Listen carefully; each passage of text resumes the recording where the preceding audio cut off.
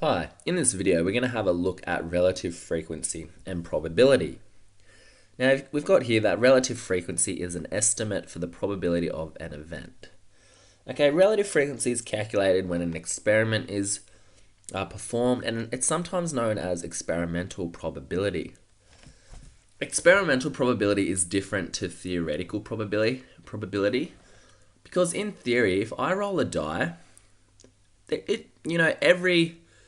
every number has 1/6 chance of coming up. So if I roll a die 6 times, theoretical, I should get each number once. But really, does that happen? No, that's why we look at relative frequency and experimental probability. Now, the relative frequency of something is, how frequent does this occur in relation to all of the total events? So here we have an example, but first of all, we're going to just define relative frequency. So relative frequency, of an event is the frequency of the event divided by the total number of frequencies. So it's the frequency of an event, so the frequency of an event divided by the total number of frequencies.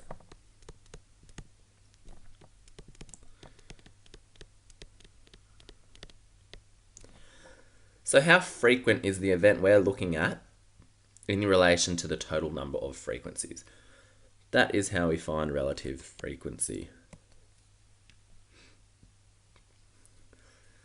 So here, an experiment of rolling a die was completed and the number of times it landed on a 1, 2, 3, 4, 5, and 6 was recorded in the relative frequency table below.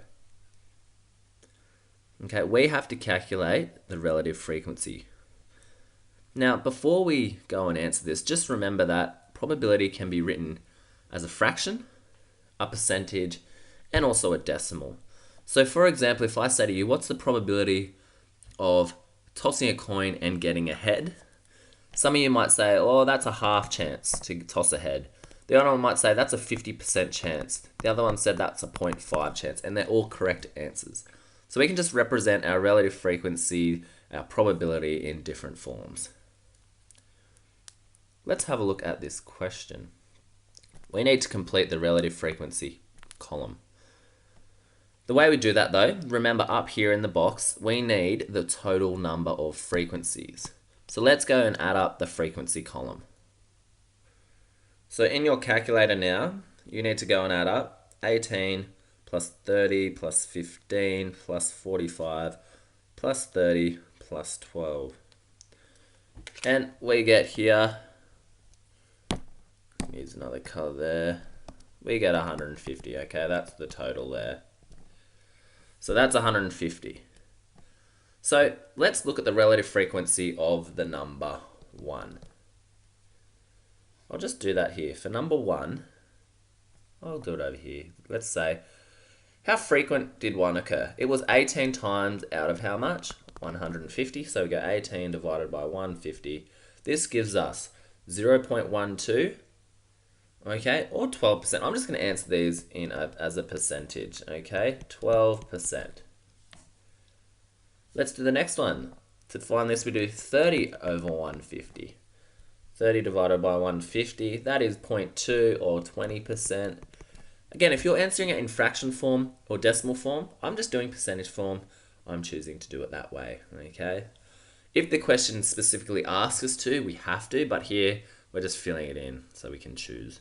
But be consistent. Don't do one a fraction, then one a percentage, and one a decimal. In a table, just keep them all the same. All right, let's do the relative frequency of 3, which is 15 over 150. This gives us 10%. The next one, we need to do 45 divided by 150. This gives us, so 45 divided by 150, 30%. Next one, 30 divided by 150. This gives us 20%. And then we've got 12 divided by 150. So 12 divided by 150 is 0.08. But if we times by 100, that's how I've been getting these percentages. It's 8%. So that's the relative frequency. So for example, number 6 down here, its relative frequency is 12 out of 150, or 8% or 0.08. Let's check we've done this right. And how can we check? Remember, when I add up all the single events of a probability experiment, if I add all these percentages up, it has to equal 100%. So let's check that. We've got 12 plus 20 plus 10 plus 30 plus 20 plus 8, and yep, it's 100%. If you had decimals in there, so 0.12 plus 0.20 plus 0.1 plus 0.3 plus 0.2 plus 0.08, that has to add up to 1. Because remember, probability is between 0 and 1, okay, or 0 and 100%. So when we add up all the events together, like we've just done, they have to equal 100%. Or if it was in decimals, they have to equal 1. That's it for this video. Well done.